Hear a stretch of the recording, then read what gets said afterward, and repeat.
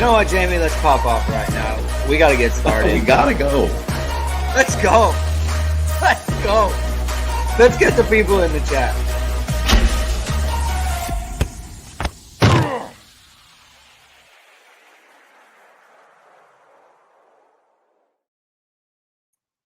Hello, everyone, and welcome to the Hit and Hustle Morning After Recap Show. I am your host, Greg Flammang, and this is the morning after Notre Dame's 21-14 win over the Duke Blue Devils. You could describe the game as ugly. You can describe the game as kind of a cleansing, and we'll talk about that in a second after what happened to the Notre Dame football team last week. But it's a victory. Notre Dame is 5-1, and they are on to Louisville, and we're going to talk about all about the game, stats. We could talk about PFF grades. Some of those are kind of broken, though, just in terms of like some of the individual things. Like Cam Hart didn't give up a catch. They were 0 for 3 targeting him, and he had like a 60.1 coverage grade. I don't know how that works, but we could talk about that stuff and everything else that comes up in the chat. Thank you, everyone, for being here. If you've never caught this show before, and you like what you hear, please hit the like button. Please subscribe to the show, and please hit the notification bell so you know we're going live. Links to our podcast with Jamie are in the description below if you prefer the audio format of this show. And before I get going, I want to talk to everybody about ESQ clothing. If you're looking to upgrade your wardrobe, ESQ has created the world's first bamboo dress shirt crafted from high-quality bamboo fabric. It's the softest and most comfortable shirt you'll ever put on. It's not only more sustainable than cotton, but also feels cooler, has stretch, is odor and wrinkle resistant, and it's even machine washable. You've seen ESQ's one-piece collar bamboo dress shirt on all of Notre Dame's top players and coaches, and it's the perfect shirt for today's business meeting or heading for a night out. Use ISD 15 and get 15% off all online items. That's ISD 15 for 15% off. All right, let's check the chat real quick before we get going. CFB Hertz, thank you for leading off with a super chat. I'm on the road this morning, so won't be able to join. I know this is depressing news for you, so here's $5 to soldier on. Thank you very much for that, CFB Hertz. And he says, don't forget to like the show. So please hit the like button. That helps us out a lot. CMAC is here talking about Pat Coogan in the inside zone scheme. Haven't watched the game back, so I can't confirm this. It did seem as though just my general impressions of the run game is that I feel like Notre Dame had a lot of things that were there, but everything just happened just with a little bit less crispness than we've seen earlier in the year, and that really hurt them in the running game especially.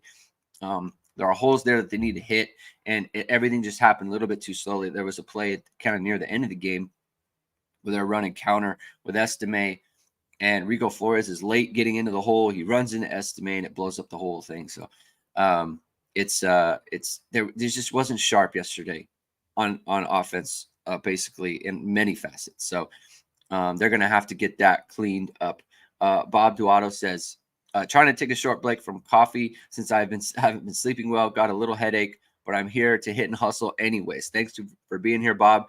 I tell you what, man, if I go without coffee, my body totally shuts down. So props to you for hanging in there with that.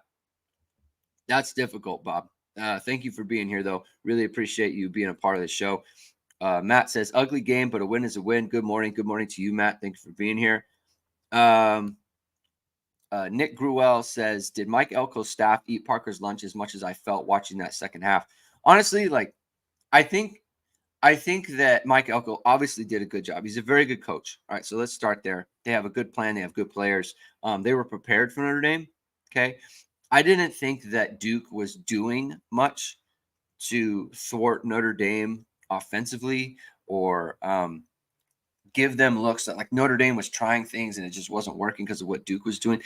I just think Notre Dame didn't have a ton of good ideas yesterday, and that really concerned me just in terms of like and Jamie and I talked about this a ton on the instant recap show last night, and if you haven't listened to that, I encourage everyone to do so just because you get Jamie's thoughts on the game as well. But it just didn't seem like there was a ton of innovation. They kept running power over and over again. and that wasn't working. Like they didn't mix it. Like Jadarian Price got no touches in this game. They didn't mix in any sort of variety running the ball, which was very strange to me. We had heard earlier in the week that it was very possible Jaden Thomas was unlikely to go. I think everyone knew that, and that we had heard that Jaden Greathouse wasn't feeling well as well. And so I just assumed, like, okay, they're going to go 12 a lot, and they are going to just basically use a lot of their run schemes that they ran against Ohio State that were very successful in this game as well. And they didn't do that. So that was surprising to me. They ran 11 a lot, in shotgun a lot, just straight drops. That was another problem. It's like, if you're going to get, they got to be able to run play action under center. It's such a weapon in football, period, but for Notre Dame as well. Sam Hartman's play action numbers aren't very good. So that could be a reason why they're not doing that. And that's something to monitor going forward. But for the most part, so it wasn't that I thought Elko was doing such a great job on them scheme-wise. It's just Notre Dame, they couldn't find any good ideas on how to consistently move the ball, which was concerning to me, just on the main, without going into the game and the way that it unfolded. I do kind of want to talk about like the way that the game ended and what it means. Like maybe for the team, also for fans, I think that, my wife said something this morning. She was like, oh, like Notre Dame, it's nice that it ended the way that it did because of what happened last week. And I was thinking, I was like, yeah, that's actually a really good point. Like it almost felt like a cleansing in a way that last week ended in such a bitter way. Like I can't tell you, like people were legitimately traumatized by it. Like people were telling me all week, like I couldn't watch your shows because it was too hard. I haven't watched any of your content because it was too difficult to take in. And I think that because of the way this game went and because of the struggle it was, the fact that it looked like they were going to lose again. And I think everyone had, like, from coming off of last week, they had such negative energy about the team and about, football and the season and everything.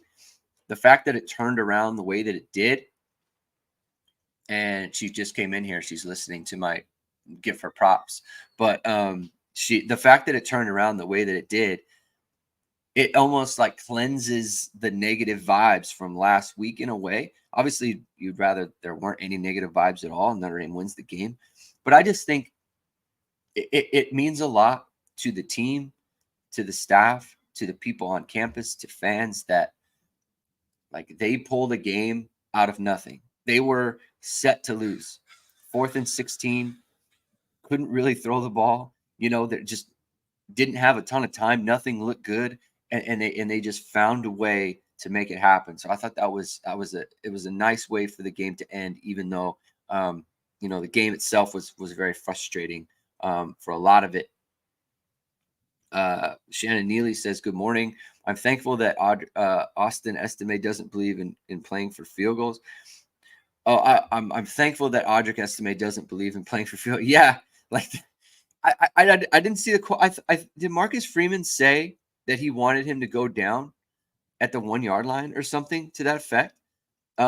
Which is funny because, like, I'm usually a big I'm a big, like, go down and don't let them have time on the clock. And basically you can keep the ball and kick but the thing is, Notre Dame or Duke had 3 timeouts. If he goes down at the 1 and they take knees, they're going to just spend their timeouts. Like, they're going to get the ball back regardless. And then you have a shaky field goal kicker. And I understand you're probably going to be at the 1. It's going to be very close. But still, like, if you have a chance to take the lead and go up a touchdown, you have to take that chance. Like, you just have to. So I do not recommend going down at the 1 in that situation.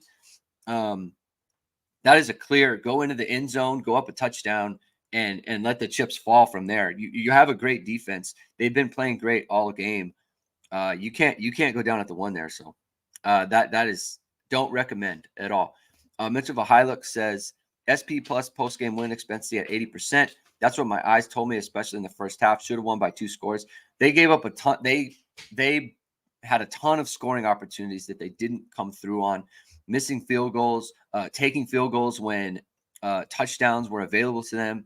They really, I mean, that was a 24-0 game at halftime that was 10. And you just kind of knew, like, you got to start putting points up because eventually Duke's going to score. Like, they're going to. Like, any team who, I mean, Duke's fairly good, right? Offensively, I don't think they're that good, but any team like that, like, they are eventually going to figure it out, especially when you have a scrambling quarterback. So it's just they ton of missed opportunities offensively with good scoring chances as well. Like, every drive in the first half was in Duke territory. I think they had 5 drives that were inside their 20. They came away with 10 points. Like that. That's no good. That is no good. Michael Redinger says, how do we add more variety to the run game with the weakness in the interior line? Notre Dame's done it already.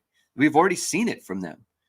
We already saw them do it against Ohio State. I mean, the concepts that they added against Ohio State were successful concepts. They ran the ball so much better in that game. So it just didn't seem like they had a ton of ideas in the running game. I feel like they didn't have a ton of ideas in the passing game with just the variety of routes to get people open. You know, on the first drive, we saw the switch route concept to Mitchell Evans that went for a big play. I don't know if they ran that for the rest of the game. Everything else is just kind of short crossers from everybody. And they can blame the wide receivers all they want, but like, Notre Dame doesn't have a wheel route for a running back, you know, like they don't have, I mean, again, you have to be able to get under center and play action. If you have wide receivers that you don't think can get open, then straight drops that the defense knows, oh, they're passing the ball here, and you're asking the wide receivers to win one-on-one matchups that way, like, that's not putting them in a good situation either. And maybe it's better for your quarterback, but it's not helping the wide receivers. So that's kind of how I feel about that. But yeah, Michael, we've seen the variety before. It just didn't come out in this game. And I'm wondering why that is. Let's see. How do you feel? I mean, Joe Bro says, how do you feel about the wide receiver depth? I mean, obviously not good, right? I mean, they didn't have a ton of guys, so that's a problem. But it does sound like Jaden Thomas and Jaden Greathouse are going to be back next week, which obviously helps. They both tried to go and they could not. So that's a good sign when you have hamstring injuries, right? You want them to be able to like be close, because if they weren't trying and they weren't trying to work it out and that sort of thing, or they weren't close at all, then they wouldn't be playing at all this week. They have a chance this week, and that helps. I mean, I'll just get out in front of it. You know, there's going to be a lot of talk about. I'll throw this comment up on Quest for Greatness. Morning, Greg. I've defended Tobias all year, but dude, he drove me insane last night. Evans has been a monster, but why did Stays just die off last 2 games? So Stays. So think about where he was successful against NC State. It was all play action stuff, right? Well, they're not running that play action stuff. So he hasn't been open. Like, when has Stays been a weapon in 11 personnel shotgun out of straight drops? That hasn't been where he was successful. It was all play action. It was all out of the backfield stuff. And that's where he got his success from against NC State. That's where he got his yards. That's where he got his touchdowns. That has gone away. And so, therefore, he hasn't been as big of a big part of the passing game. All right. So, in my opinion, that's where he needs to be able to be taken advantage of. As far as Tobias, I mean, I've also been a defender of his. I've advocated that he gets more snaps. It just wasn't good yesterday from him. It wasn't. The body language wasn't great. And here, the thing that is that I really don't understand is that, like, his effort in the running game is very good. He is very involved in the running game as a blocker. He is very involved. He's very physical, right? He's not afraid to mix it up in that part of the game. And then when it comes to being a receiver, he just doesn't play with that same urgency or physicality. And I don't know if the moment was too big for him, like being moved to the boundary. Like maybe he put too much on himself and it just kind of froze him up and tensed him up in the game. The crossing route that he dropped, it just didn't look like he wanted the ball thrown to him. It just didn't look like he wanted to. He was like locked in on the quarterback, like throw it to me and I'm going to catch it and run. That could have been a big play.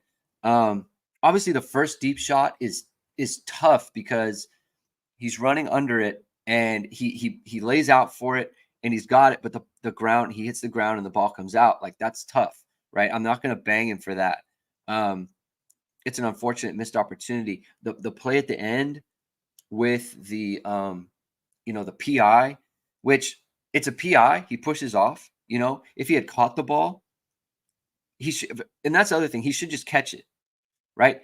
You could call for a penalty, you could call for a penalty. Like I don't like them calling the penalty when he drops it because there was the defensive back isn't looking, right? So it's not like he's preventing the defensive back from making a play on the ball. He's not looking. And Tobias didn't make the play. So it's like you're going to call a penalty when the DB isn't looking and the play wasn't made ultimately. Like that usually doesn't get called after the fact. I mean, the refs at the end of this game were a complete disgrace again. And it's funny because I was ready to just not even talk about them because Notre Dame had a ton of penalties in this game. They're all procedure stuff. And Jamie was more forgiving of them for the lining up off sides. I just, to me, it happened once. The refs don't need to give you grace. They could, but they don't need to. Once it gets called once, figure it out. Figure it out. You can't line up off sides. That Thomas Harper did on another play where he was clearly offsides and they didn't call it. And so then they called it 2 times later. You got to get that figured out. But going back to Tobias and that play, so that just didn't look good. And I feel like at that point, Hartman's not throwing him the ball again. He just can't count on him. In my opinion, there is a chance, and you play in these stadiums, right, with these low lights, right? And you can tell with the low lights because it kind of looks dark. There's a certain way that the stadium looks when you have low lights, and you play in a stadium that isn't as big and the lights are a little bit lower. That's when the ball can get caught in the lights. I do wonder if that happened on that play because his hands were not in a position to catch the ball where it was. I think that's possible. He has to catch it regardless. Either way, I don't want to give up on him, right? I do hope that Notre Dame doesn't give up on him. I think there's a good chance that Flores takes a lot of his snaps next week if he doesn't outright start if Jaden Thomas is back. But that's something to monitor. Very tough game from Tobias, but before that, I think his output has been underrated before last night. Last night was not good. It was not a good performance from him. Hopefully he can bounce back and they don't lose the player because he's still got something there. I still believe in the talent, but it just last night it wasn't it from him. It really wasn't. ND for Life says I would have went off the grid if they lost again. I was telling the guys, I don't know, with 5-6 minutes left, doing the show after Ohio State was very difficult. It was hard. A lot of people didn't want to watch any content. I had to make content right after the game was over. So that was very difficult. I was like, man, this post game is going to be so bleak. It's going to be so bleak if Notre Dame loses this game. In fact, they did really saved it. And that's what I mean. It was a cleansing. It could have been so bad. And then they turn it around. So that's good. Going back to Marcus Freeman did say that. Glad Estime didn't think that. I mean, again, honestly, that is another situation where Marcus is not thinking in the right way. That is a bad strategy in that moment. You go up a touchdown. right? Like you're the better team too, and you have the better defense. Like it just that is not the right shot. I did not for 1 second think that, oh, it's better for him to go down at the 1 here. No, go up a touchdown. Go up a touchdown. You're the better team already. So I just that's not good. That's not good. More poor decisions from Marcus in this game. Not a good, not in my opinion, not a good performance there. Matt asks, when do we start talking Zach Yoakum? In my opinion, never. In my opinion, we are at the point, and when I say we, I mean we are sitting here talking Notre Dame. Notre Dame is at the point where they just need to take into account that you can't really count on your kicker. Like anything under like 30 yards, 35 yards, or anything over 35 yards. You just can't count on them. So like if it's 4th and 6, 4th and 4, 4th and 3, you just need to be going for it. Like that's the change.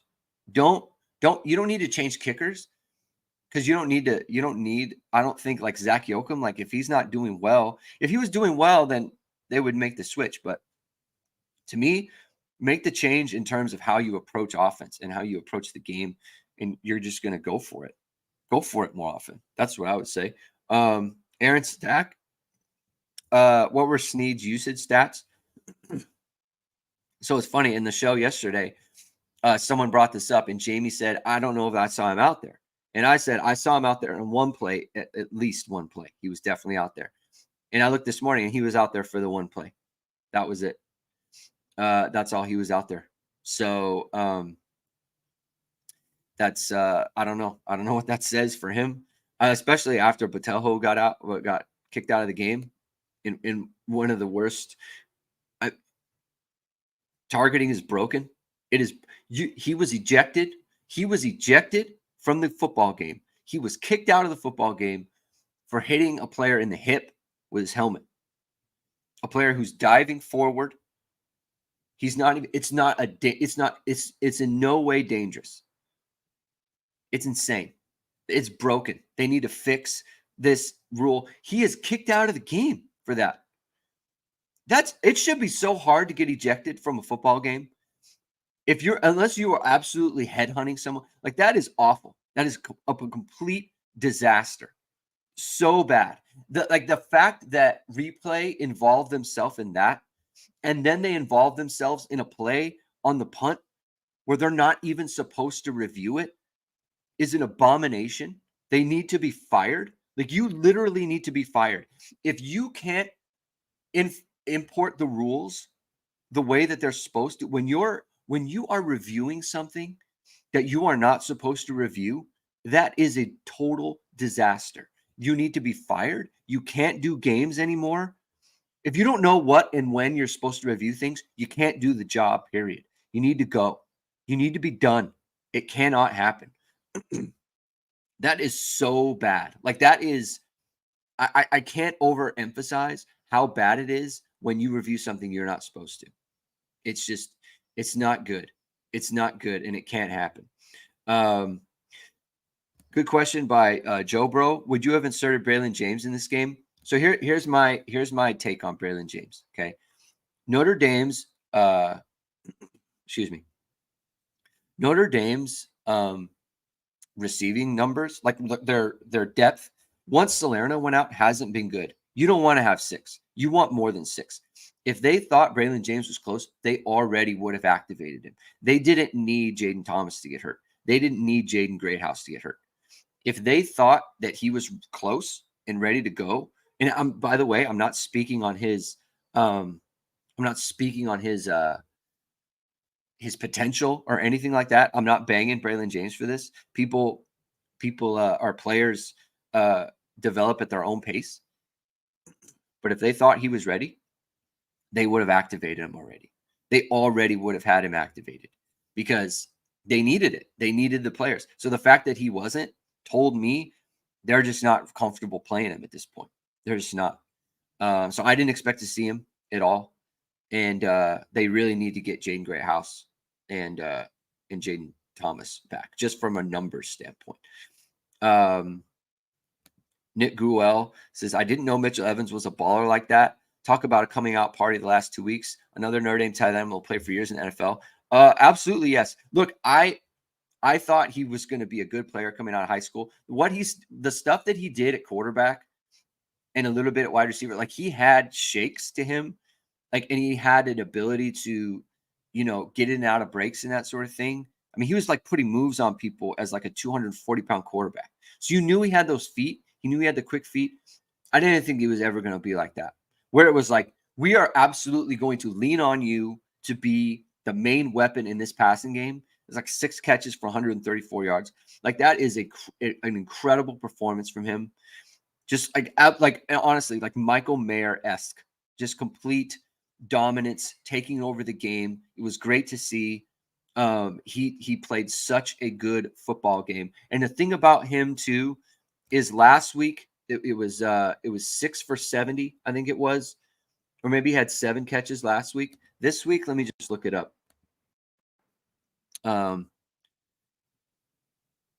6 of 8 throwing it to him.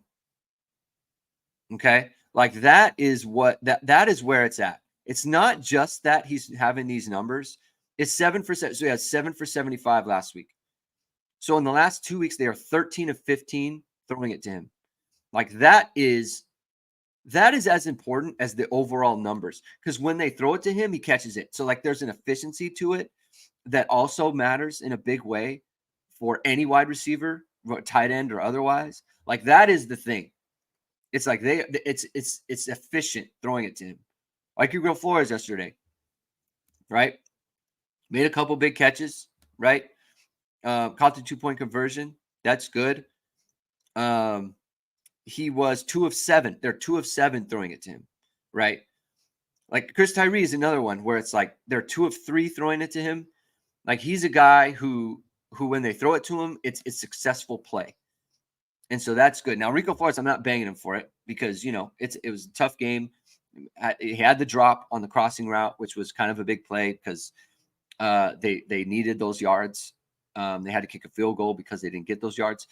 But, like, that's the thing. Like, it's just not very efficient right now. Obviously not efficient to Tobias. It's 0 for 4. Like, that can't happen. They were 7 of 10 going into the game. And so that's obviously good efficiency. This one was really bad, right? But it's like that's the thing with Mitchell Evans. It's like the efficiency is as good as it can be. Matt McCarthy says, do you think Notre Dame should give Payne a look in the slot? He played some in high school, and he's a pretty dynamic player. Need to get some more bodies in case Greathouse and Thomas can't go next week. Matt, I think whatever they were going to do, they've done it. That's what I think about it. I don't think they'll do that. Like if this was a game, Matt, for anyone to get in the slot or any running back to spread out or anything, it would have been Jeremiah Love. And they didn't do that. They didn't do any of that stuff. And they didn't try to get him the ball in space aside from the fake punt. So that was one of the things I was like, man, I just thought they would dial up something. Because Notre Dame knew during the week that it was that they were likely going to be in this situation, and they didn't really have anything to where it's like, okay, we don't have this on the outside. We need to find a way to get more outside stuff going on. And they didn't do that. So I think whatever they were going to do, they've done it, and whatever they have, that's what they're going with. That's my opinion on the situation. Charles Faber for Tobias, it's just a confidence thing. Yeah, I think that's true. Ga is here. Thank you for being here, Ga. You're my guy. Greg, no more defending it. 3 drops, offensive PI, and then also not fighting back to a ball for a flag that gets picked up. Worst receiver game I think I've seen. It wasn't a good game. I don't know about the 3 drops. I don't the long ball. I don't think that that's it's not easy to catch. I don't bang him for that. That it would have been a great catch, obviously. Not an easy catch to make. It's tough because and also the not fighting back to the ball thing for a flag. Like the thing is like he kind of gets banged on both of these things. Like, first of all, like fighting back for the ball, that ball's super short. He's never getting there. The other part is like people say, and it was like said to me, like, oh, he like against the Navy thing, like he needs to fight back for it. Get an offensive PI if you have to. We got offensive PI in this game, and everyone's like, well, you stink. You got offensive PI. Like, that's tough, right? So I don't know. He was the whipping boy coming into the year. I think in the first 5 games, it was mostly unfair. And then he had a very bad game, and because here's the other thing, right? Like, no one banged Rico Flores last week for the slot fade that he didn't fight back for. You know, he was falling down. He didn't jump. He didn't fight for it. He didn't earn the PI last week, and no one banged him for it, right? It was just Tobias. Like, so, and he obviously hears it because he did the thing after at the long touchdown catch against Central Michigan. He did this thing, right? So he obviously hears it. And so I think that's affecting him as well. It's just a tough situation. There's always a whipping boy for fans and you know, some in the media. And it's just he's that guy. And unfortunately for him, he played into that talk last night.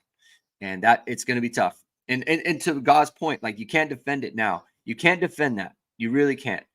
So it's unfortunate. By the way, God, how about your boy Tyree on the punt return? I almost texted God. That was crazy. What he did, that is a total brain malfunction, trying to dive on that punt. Like, literally. And the funny thing is like, he lets so many punts go, Chris Tyree does, where it's like, why don't you come up and catch that? And that was one where it's like, clearly you don't need to be anywhere near this ball. And he just ran after it and tried to dive on it like they were on the 30 or whatever it was. Like, just let it go, man. What are you doing?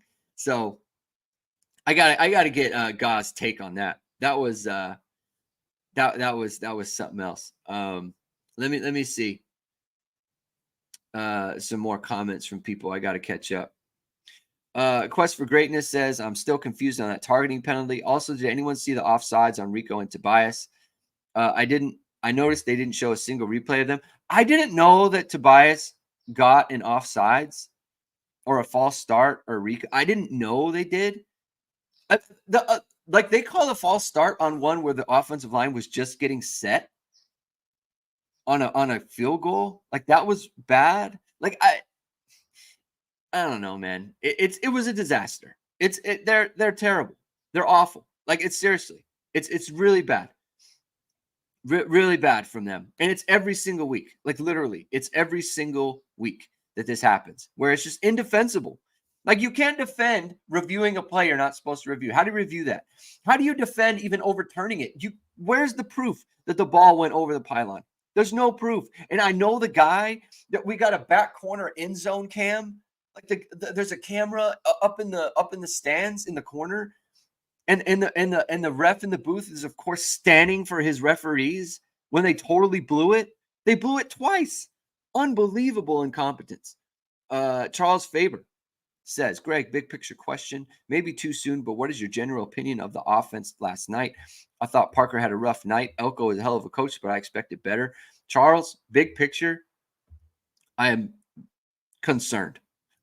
And I think that people, if you listen to me, if you're able to listen on the Ohio State post game and on the morning after recap, I made it pretty clear I was worried about what we saw, very concerned, and I think I made it clear in tweets, and I think I made it clear in the passing game breakdown. I was very concerned about the way they went about trying to move the ball against Ohio State, and I'm very concerned in this game as well. They need to figure some things out. They need to be more efficient. They need better ideas. They need third down winners. I mean, where were the Notre Dame was what on third down? I need to check. I think they were like 2 of 11, 2 of 12. Maybe even worse. It was just really bad on third down. Like, and some of these third downs, they're not long yardage. 3rd and 6, 3rd and 4, 3rd and 5. You know, it's just you need to be able to convert these. You need to have third down winners. I just felt like there were none there. And so that is a really bad sign to me. So I'm legitimately concerned. Like, I'm concerned about how this offense is going to consistently move the ball. I mean, obviously getting Greathouse and Thomas back could change a lot, and it could fix a lot. But they both played last week too, and I didn't like that. So I just thought, from a situational play calling standpoint, mainly on third down, the lack of play action, not being able to run play action when you are such a run heavy team, is a huge problem for me. So I'm concerned. I don't want to act like I'm not. I don't want to act like I'm not. I just think it's a problem to monitor going forward. Now, granted, I will say the circumstances in this game were difficult. Ohio State's a very difficult defense, so that plays into it as well. They're not going to be playing the caliber of defenses from now on. They're just not. Clemson's pretty good. I mean, Clemson's good defense, but beyond that, I just don't know. I just don't know. Let's see. Wait, I missed some stuff. I missed a bunch. Hold.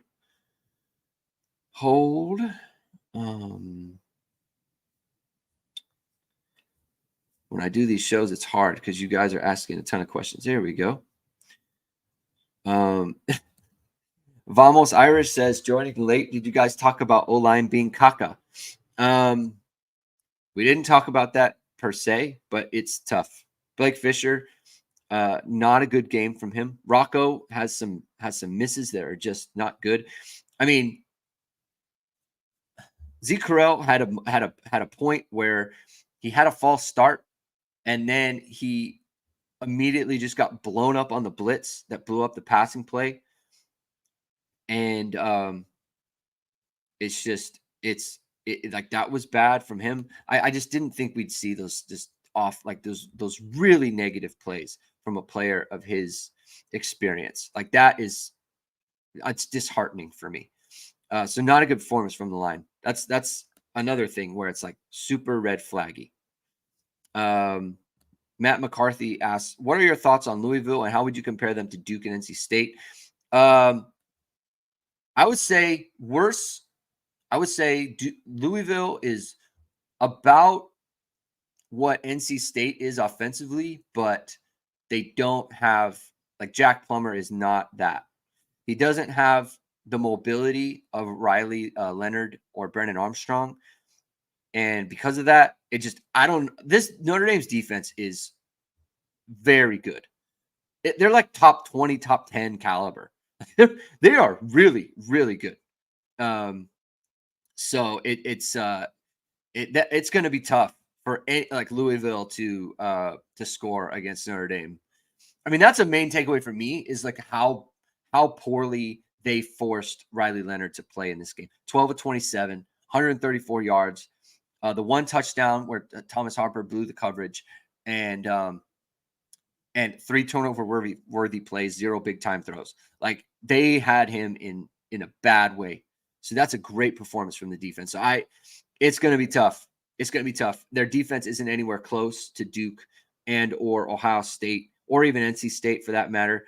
I think Notre Dame, they should be able to fix things next week against Louisville. They really should. And then BRG PG7 down here in South Carolina, making pancakes for the family while listening to Greg's Wingsdoms. Got to love Sundays after a win. Thank you for being here. And if this is your first time being here, please subscribe to the show. We're here every single week after the game, morning after recap. Subscribe to Hit and Hustle, man. We got a good thing going on. We need the word out. We just need the word out. We have a good time. We have a good time here. William Case says Jalen Sneed has to get ready to play. The missed tackles were because we were gassed. Yeah, I don't know, man. They obviously don't have a ton of trust there. Notre Dame, by the way, 15 missed tackles for Notre Dame in this game. They're most this year. Not a good not a good performance there. Jason Z says, not having a bye right now is brutal. How have they played 6 games already in September with 2 big night games left? Tough. It's tough. You got to admit it is. They are in a bad spot. I mean, they're going to go into that USC game. USC hasn't played like a real game. Like that performance against Colorado defensively is awful. So bad. God, that was such a bad coach. But they haven't played like a real team yet. And Notre Dame's going to have. They've played 2 ranked teams now, and they're going to be their third for October 14th. So, let's see. MNBRPG7. I saw people pining for BK and saying Marcus has to go. I don't get that. BK almost lost games like this every year. Overall program seems to be trending up. I will say overall, from a talent standpoint, from a roster talent standpoint, I would say that's true. I will admit last night was alarming to me on Marcus from just a decision-making standpoint. I didn't like his decisions. I like everything after the fake punt was not good, in my opinion. It just they didn't the numbers, it doesn't back up what it is. It didn't back up the game trends from his kicker. They were setting him out there to kick a 50+ yard field goal. You got to just go for it. And at that point in the game, you didn't know your offense was struggling. Like maybe they just didn't feel like they had a good plan. I don't know. Joseph Salvatore says, why did the offensive line get beaten up so badly? Inexperience at guard? Question. They faced better fronts than Duke. Yeah, they faced better fronts. There could be a fatigue factor there. You just can't be. You can't be peak performance every week. I understand that. It just wasn't a good game. We could just chalk it up to that. Wasn't a good game. Duke, this is the biggest game of the year for them. Maybe the biggest game in the history of their program, right? Game days there. I mean, they were obviously fired up. So that probably played a difference as well. I'm out. Thanks for being here, Chris Waworka.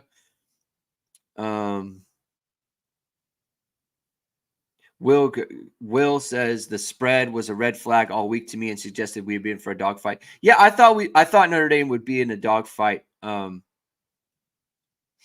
thought Notre Dame would be in a dogfight just based on how they played offensively last week. I thought I was going to be close. I picked 27-20 in the pregame or in our pregame predictions. It seemed like it was going to be that type of game. So it's tough. Yeah, I mean, it played out that way. It definitely did. It didn't have to. Like the game flow, honestly, I thought Duke, the way that they played kind of in the fourth quarter would be more of what it was for the most of the game, and it wasn't, which is a great job by the defense. So that's what I was expecting going into the game, and that didn't come to fruition. So honestly, like a really, really good performance. Howard Cross, unbelievable in this game. Marist was a madman in this game. He was playing great. The way that he bottled up Riley Leonard was like super encouraging for what we might see against USC and Caleb Williams. Caleb Williams is obviously a much different animal, and that's going to be much tougher. But Riley Leonard's a seriously good athlete, so that was very good to see from Marist Liufau. Will asks, question for Greg: how much are we going to have in the tank after next week? Team got home in the middle of the night last night. Have to go play another sold out night game. It's going to be tough. It really is. It's really going to be difficult. I mean, it's just one of those things. You have to. You just got to do it. You got to find a way. Hopefully the home crowd. And that was another thing, man. If Notre Dame lost last night, there's no way that USC crowd is buzzing. There's just no way. So they kept that game as like a big game because it just, if they were ranked after losing last night, they would have ranked low. The morale would be awful. Man, that would have been bleak. it would have been bleak. So thank goodness they won, because USC would have been, that atmosphere would not have been good. Brian Haney says, not blaming refs, just can't recall seeing more flags picked up, calls reversed, and odd calls like the targeting on Notre Dame ever in the last 3 games. Even my wife was commenting on it, and she's all SEC. I was thinking about this last night. You might see, like, I feel like you might see a flag picked up like twice a year. It just doesn't happen that often. Notre Dame, I want to say they've had 4 in the last 4 games. Like, it happens once a game. A couple games ago, it happened twice. I mean, when do you pick up flags? It just doesn't happen. It's so rare. It's so rare to have a flag picked up. And the fact that it's been almost weekly for the past 3-4 games is just unbelievable. It's unbelievable. So I just I just don't understand that. I don't understand. I really don't. And I honestly, like, people don't like it when we talk about refs on these shows. Or some people don't. Some people do. In my opinion, like, there needs to be a public accounting for this. Like seriously. That you're calling, like, and it's like the other team said none picked up. It's never been picked up. Like, they're only picking up flags against Notre Dame. Guys are getting talked out of things. They're calling catches for the opposition when the ball is clearly bouncing on the ground. I mean, when does that happen? When does that happen? It's so poor, and it's so just kind of like low rent stuff. Why no play action of Almost Irish? We've kind of talked about that.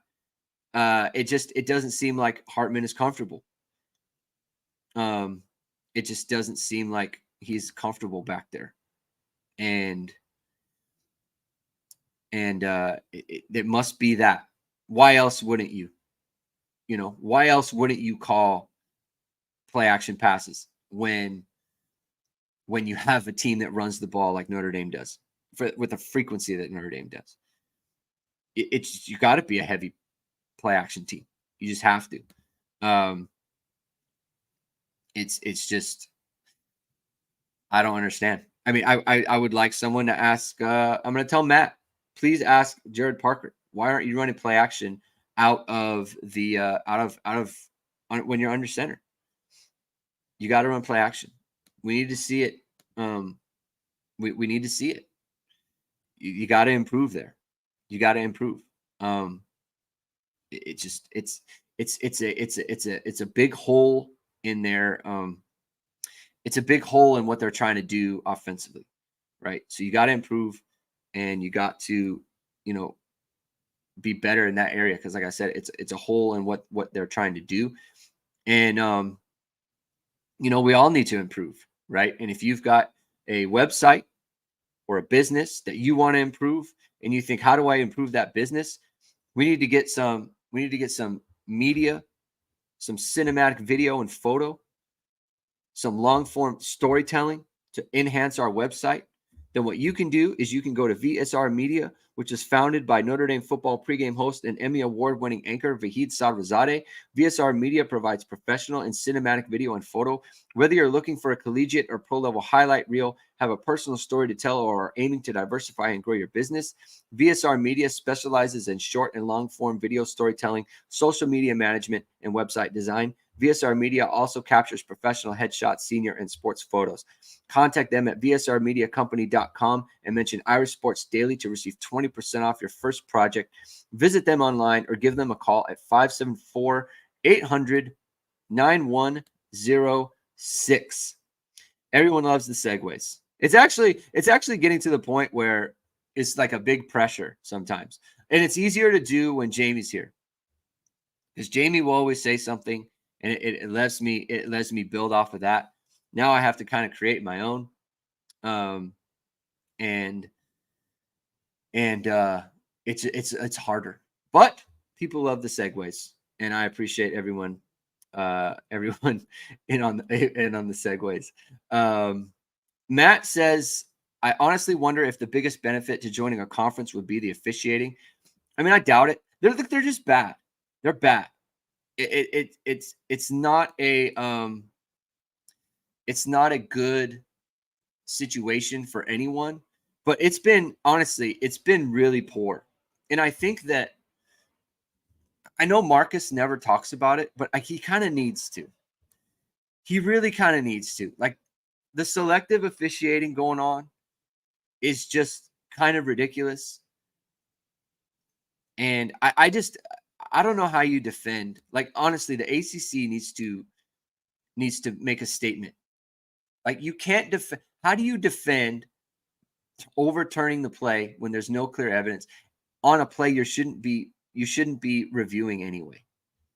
Like, how do you do that? It's really bad. It's really, really bad. And I can't it's like indefensible. So that's just not, I don't know. I don't know what you do, but it's always going to be bad in my opinion, but it's just been really poor. Jacob Paulus says the defense did an amazing job defending the read option. Yeah, I mean, and that's like Marist. You know who else? Riley Mills was very disciplined in this game. Made a couple of big tackles on Riley Leonard, Riley on Riley violence there, and it's just, I thought that he played great. I thought Marist played a very good game. Marist at some point is going to get a penalty for taunting. It's going to be frustrating. It's going to happen. I want everyone to be ready for that. But it's going to happen. But he played a great football game. Played very, very well. Same with Riley Mills. I thought JD Bertrand played like a very solid game, actually. Like, he didn't do anything special, but he was solid. I do have to point out Xavier Watts, unbelievable football player. I'm so heartened by his development, and it's a credit to him. He cares, does the little things, takes care. Like, he's really just making, like, no, like, the mental errors aren't there. He made a huge stop on that blitz on 3rd and 4 that forced the pooch punt from Duke that allowed Notre Dame to go take the lead, or to get the ball and go take the lead at the end.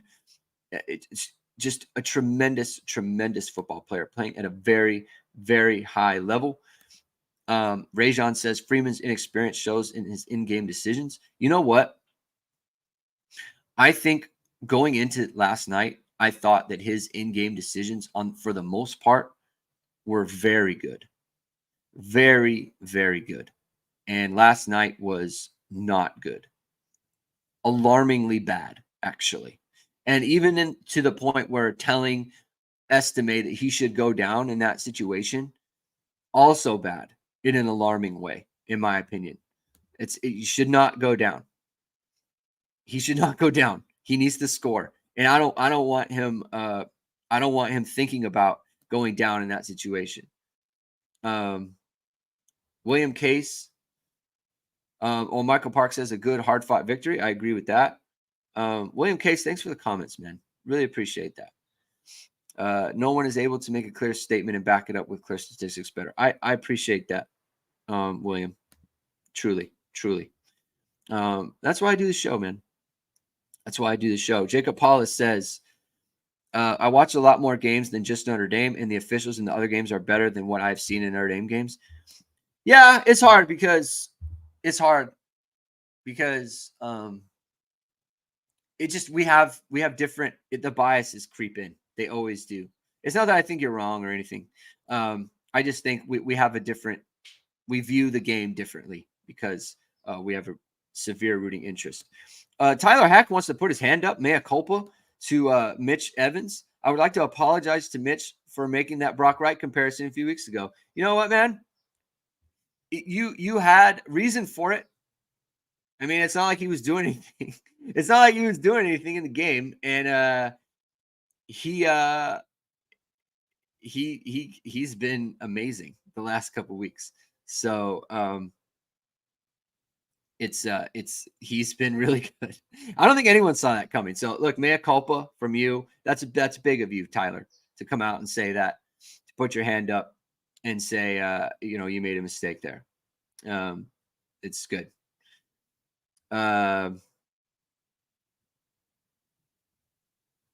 Let's see. Brian Heaney, I'm not sure that's what he was meaning with estimate. I think he was just saying they were trying to get in good position if needed. Yeah, I don't know. I didn't see the quote. So people have alluded to it. I saw him say that they were trying to run the ball to kick a field goal. And so basically he's saying, I'm trying to run the clock out. Notre Dame was like very much hustling. They didn't have a good plan, which is like they were going to settle for a 47-yard field goal to win, which is very like, I don't want to say it's concerning because they only had one timeout, and it's just like running the ball. They didn't have a play in. That being a Chinese fire drill was also not good, just from an organization standpoint. That was not a good situation. But the fact that, I think what he meant was, I want to run the ball so that we can call timeout and try to win the game that way. That would have made me very nervous. 47-yard field goal to win, won't lie. But it worked out. He went and scored a touchdown. So that's good. Craig O'Connor says, not your grandfather's Duke football. They have some dudes. I mean, like, there's so much love that Deion Sanders gets. Mike Elko is like, what is he? He's like, he was like 13-4 at Duke in 2 years. I mean, they beat Clemson, and they took Notre Dame to the wire. Duke football, they were awful. The fact that he doesn't get the time, I mean, he doesn't get the love because he doesn't do the media thing, right? And he doesn't have a bunch of NFL guys standing for him every time he does anything. Like, seriously, like, he made some bonehead mistakes yesterday. Deion Sanders did from a coaching standpoint. Like, you're down 2 touchdowns and you're running the ball on 4 minutes left. You're just calling these runs. You end up scoring. There's no time. They've used all their timeouts. They had no timeouts left with 4 minutes left in the game. You're calling timeouts defensively when you're down 2 scores. That game management was poor. Like, they need to talk about that, right? That's a thing. Like, any other coach, you're talking about that. Marcus Freeman, I'm talking about your game management. It wasn't good. I didn't think his was good either. And Mike Elko, just baller. So he's a good coach, man. It's something to monitor going forward. Indy Nation, thank you for the super chat. 4th and 16, crazy win. Great show as always. Yeah, thanks, Indy Nation. 4th and 16. What an absolute gutsy run by Sam Hartman, diving, throwing his body over the first down line. Not going to